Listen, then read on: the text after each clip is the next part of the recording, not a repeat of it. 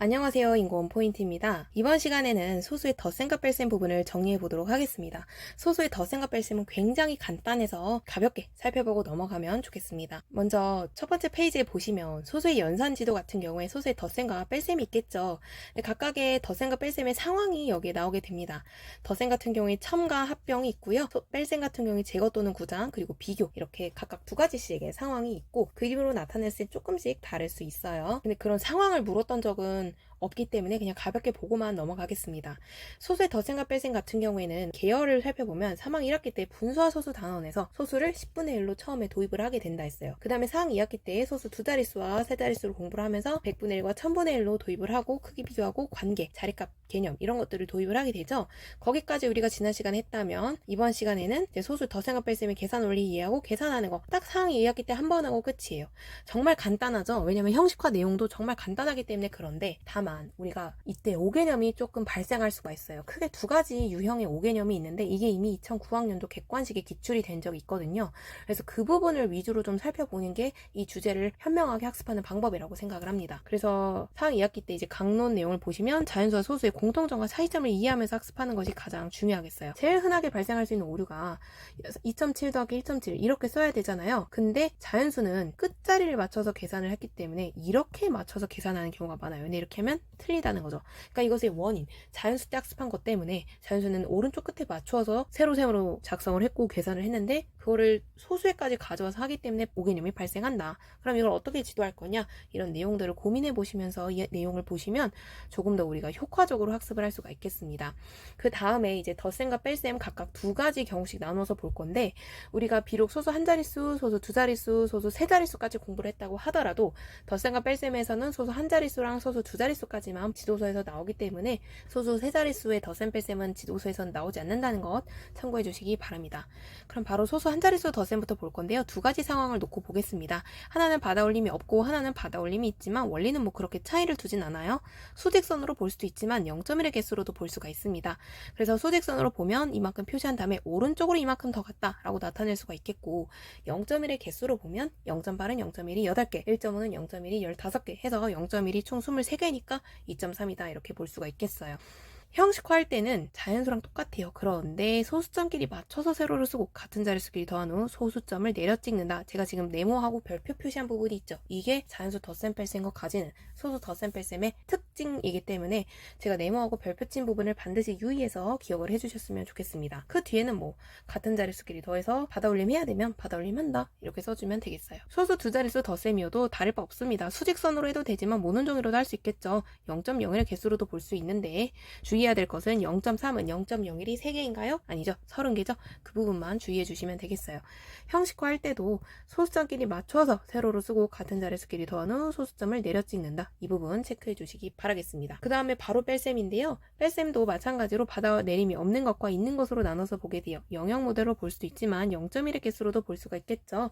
형식화할 때도 마찬가지 소수점끼리 맞춰서 쓴 뒤 소수점을 같은 자릿수끼리 더하고 소수점을 내려 찍는다. 이 내용 똑같습니다. 그리고 받아내림도 같은 자릿수끼리 뺄 수가 없으면 받아내림해서 계산한다. 똑같아요. 두 자릿수여도 변함없습니다. 수직선으로 나타내도 되고 0.01 개수로도 봐도 돼요. 다만 여기도 마찬가지 주의할 점 1.6은 0.01이 몇 개죠? 16개인가요? 아니죠. 160개죠. 그 부분만 주의해 주시면 됩니다. 형식화할 때도 마찬가지 소수점끼리 맞춰서 세로로 쓴 후 같은 자릿수끼리 뺀 후 소수점을 내려 찍는다. 이 내용 살펴봐 주시기 바랄게요. 그리고 저희가 더 주의 깊게 봐야 되는 건 바로 이 5개념 지도인데 특히나 이 부분 그리고 이 부분 이 두 가지 더 주의 깊게 봐주시면 좋겠습니다. 다시 보면 아까 말씀드렸던 자연수는 더할 때 세로셈으로 쓸 때 기준이 오른쪽 끝이었죠. 하지만 소수는 소수점이 기준이 됩니다. 소수점끼리 맞춰서 세로로 쓴다는 거죠.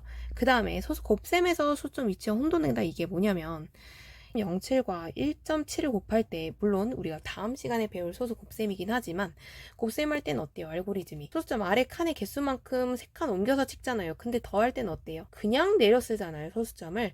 그래서 덧셈과 뺄셈과 곱셈에서 차이가 있는데 얘랑 혼돈돼서 이 덧셈도 하나, 둘, 3칸 이렇게 써버리는 경우가 있다는 거죠. 그래서 이런 경우가 이미 이 두 가지가 2009 객관식의 기출로 나온 적이 있습니다. 그럼 같이 한번 보러 갈까요? 소수의 사칙연산에서 소수 덧셈은 2009학년도 같은 경우에 딱 한 번 출제가 되었기 때문에 충분히 10년이 훌쩍 지난 지금 다시 출제될 수 있다고 보고 있습니다. 그러면 교재 227쪽으로 이동해 볼게요. 그래서 이제 소수, 덧셈, 뺄셈 이 부분은 자연수 방법으로 인해서 오개념이 많이 발생을 하기 때문에 우리가 2009학년 15번을 보면서 조금 더 자세하게 살펴보겠지만 여기에 선지를 답으로 작성하는 문제가 출제가 될 수가 있어요. 그래서 2009학년도 15번의 선지를 반드시 암기를 해주셨으면 좋겠습니다.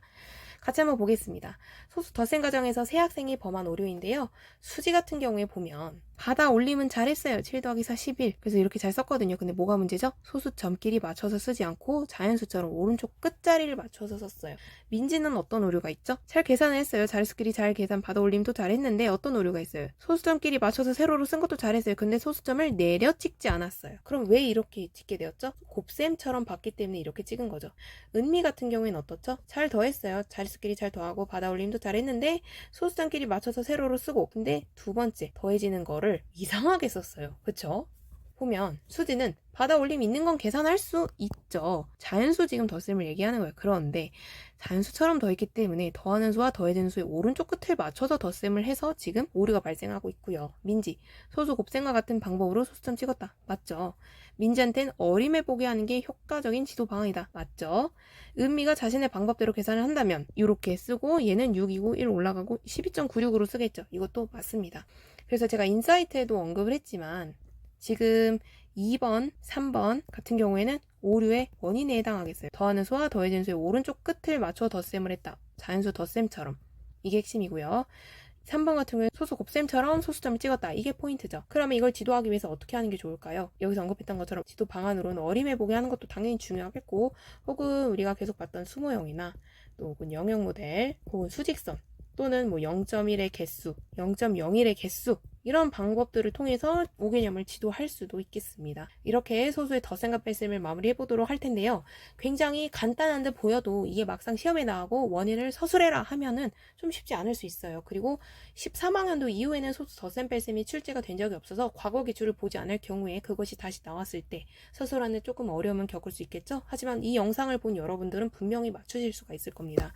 그래서 우리가 소수 덧셈 뺄셈에서는 나올 수 있는 부분이 2009학년도 그 기출에 거의 다 나왔다고 보시면 돼요. 그래서 형식화하는 방법까지 추가로 해서 외워주시면 좋겠고요. 즉 소수점끼리 맞춰서 세로로 쓰고 같은 자릿수끼리 계산한 후에 소수점을 내려 찍는다. 받아올림 있으면 받아올림 해주고 받아내림 있으면 받아내림 해준다. 그래서 소수점 맞춰서 세로로 쓰고 소수점 내려서 적는다. 그 부분을 꼭 기억을 해주시면 좋겠고 2009학년도 기출에서 봤었던 오개념 두 가지 원인 자연수처럼 오른쪽 끝에 맞추는 거 소수 곱셈으로 인한 오류 이 두 가지 원인 그 다음에 지도 방안 아까 봤었죠. 그 부분까지 정리해서 기억을 해주시면 좋겠습니다. 강론 내용이 그렇게 많지는 않지만 나올 수 있는 건 한정적으로 또 정해져 있고 나오게 됐으니까 출제될 가능성이 높다고 생각하고 2009학년도 기출을 위주로 봐주면 좋겠습니다. 그러면 다음 시간에 소수 곱셈으로 만나보도록 할게요. 그럼 다음 시간에 봐요. 안녕.